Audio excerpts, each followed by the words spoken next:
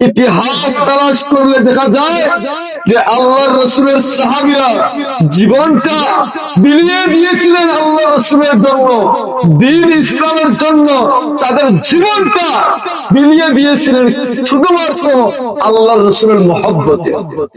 আল্লাহ রাসূলের মহব্বত কিভাবে তাদের মধ্যে ছিল? আল্লাহ রাসূলের হাদিস দ্বারা প্রমাণিত।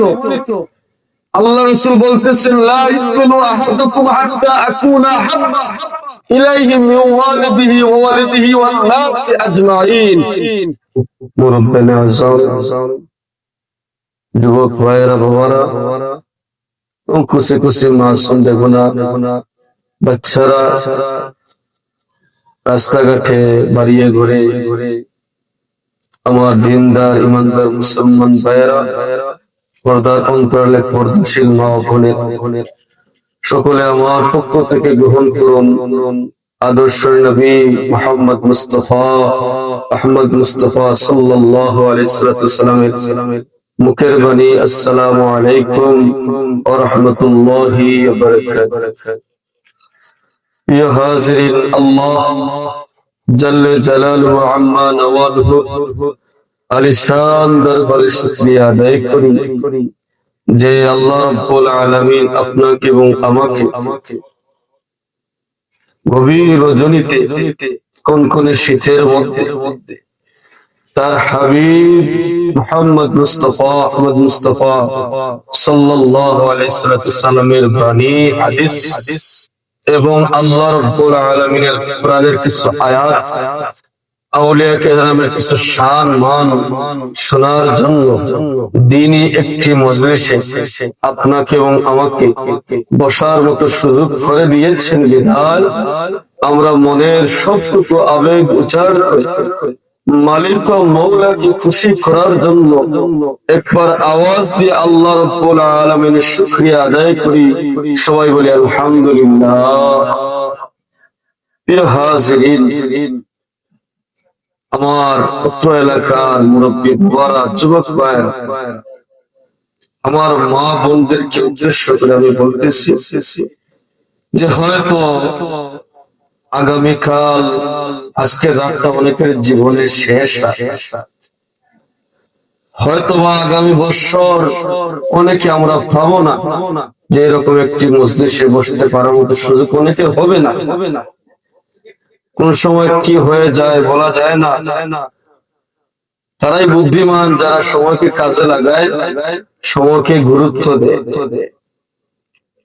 আজকে একটি সুযোগ হয়েছে নাইমা লতিফিয়া সুনিয়া হাফিজিয়া দাখিল মাদ্রাসা বাৎসরিক ওয়াজ মাহফিল। এখানে অনেক আলিম উলামা উপস্থিত হয়েছেন, সিলসিলার অনেক বড় বড় আলিম এখানে উপস্থিত হয়েছেন। আমি নগণ্য পাপী আপনাদের খেদমতে এসেছি।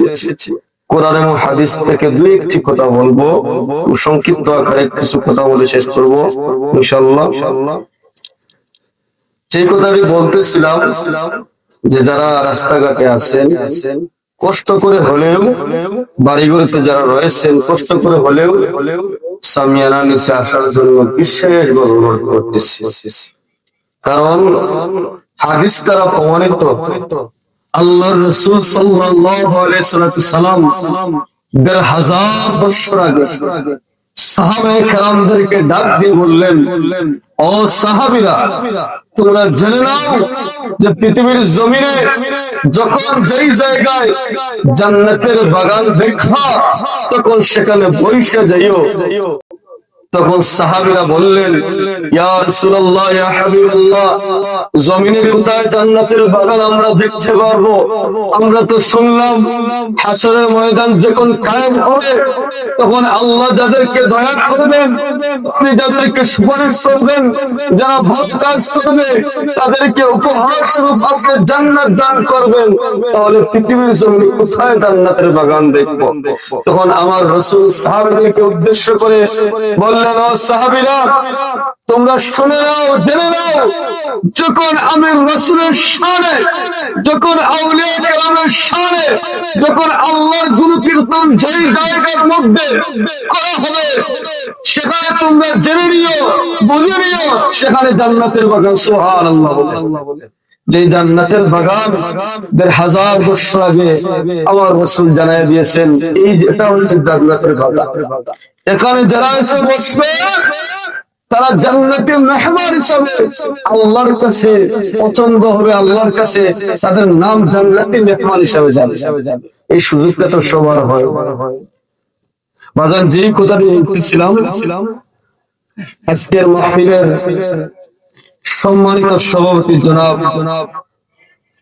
আলম আলী সাহেব, সহ সভাপতি অত্র মাদ্রাসা, এবং প্রধান অতিথি হিসাবে এসেছেন মুফতি সাহেব কিবলা। গুরুত্বপূর্ণ আলোচনা আপনারা শুনেছেন। যে আমি একটি আয়াতে কারিমা আপনাদের সম্মুখে তেলাওয়াত করেছি, এই আয়াতের বিষয় এবং হাদিসের কিছু বিষয় কথা বলবো ইনশাআল্লাহ।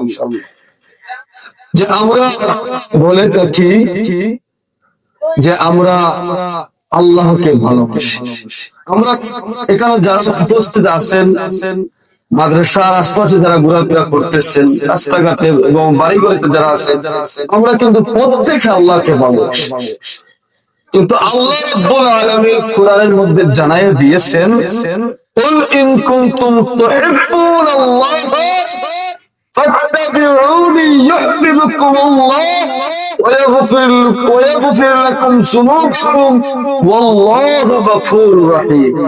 قل হে নবী জানায়া দেন, ইন কুনতুম তুহিব্বুনাল্লাহ, যদি কেউ আল্লাহকে ভালোবাসে, আল্লাহকে পেতে চায়, তাহলে আপনাকে যেন তারা ভালোবাসে। সুবহানাল্লাহ। কাকে যেন ভালোবাসে? আমার রাসূল সাল্লাল্লাহু আলাইহি ওয়াসাল্লাম। তোমার রাসূলকে যদি কোনো মানুষ ভালোবাসতে পারে, তাদেরকে আল্লাহ রাব্বুল আলামিন ভালোবাসবেন এবং তাদেরকে সাহায্য দিবেন এবং তাদেরকে আল্লাহ রাব্বুল আলামিন দয়া করবেন। সুবহানাল্লাহ। যদি কোনো মানুষ আল্লাহকে পেতে চায়, তাহলে অবশ্যই আল্লাহ রাসূলকে স্মরণ করতে হবে, অনুসরণ করতে হবে, আল্লাহ রাসূলের মহব্বত তার মধ্যে থাকতে হবে, আল্লাহ রাসূলের দেখানো পথটাকে সে অনুসরণ করতে হবে। তাহলে এই যে আমরা আল্লাহ রাসূলকে ভালোবাসি, আল্লাহ রাসূল তো ১,৫০০ বছর আগে বলে গেছেন যে পৃথিবীর মানুষ তোমরা জান্নাতের বাগান দেখলে জান্নাতের বাগানে বসে যাই, তাহলে আমরা প্রয়োজনে বসে থাকবো। রাত তো অনেক, রাত তো ঘুমিয়ে আমরা কাটাই চলো, একটা রাত না হয় উজাগরি করে আল্লাহকে খুশি করার জন্য কাটিয়ে দেয়। এর জন্য আমি আবার আরজি করি আপনাদের খেদমতে, যা আপনারা যারা আশপাশে রয়েছেন তারা সামিয়ানা মিছিল চলে আসেন। আল্লাহ রাসূল সাল্লাল্লাহু আলাইহি ওয়াসাল্লাম গোটা পৃথিবীর মানুষের জন্য রহমত হিসেবে আমার আল্লাহ প্রেরণ করেছেন। যদি বলি গোটা পৃথিবীর মানুষের জন্য রহমত, তাহলে ভুল হবে। আল্লাহ রাব্বুল আলামিন তার প্রিয় হাবিবকে গোটা কায়নাতের রহমত বানিয়ে পাঠিয়েছেন। যে রাসূলকে আমরা পেয়ে আমরা ভাগ্যবান হয়েছি। যে সময় মেরাজের রজনীতে আল্লাহ রাসূল আগমন করলেন, গোটা সাত আসমান জান্নাত সবকিছু আল্লাহ রাসূলকে পেয়ে খুশি হয়েছিল।